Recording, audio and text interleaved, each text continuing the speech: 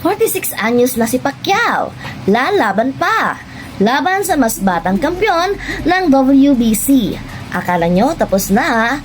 Manny Pacquiao balik sa ring ngayong July 20 para sa WBC welterweight title laban kay Mario Barrios, ang batang kampyon.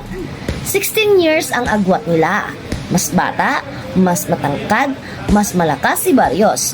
Pero may isang bagay na wala siya, ang legacy ng Pacman. Pareho silang pasado sa timbang, handa na ang laban. Marami ang nagtataka bakit si Pacquiao agad ang binigyan ng title shot ng WBC. May mga aktibong boksingerong nakapila, pero pasado raw siya sa lahat ng medikal at kondisyon. Kahit undercard, may drama na ospital si Angel Fierro bago ang laban.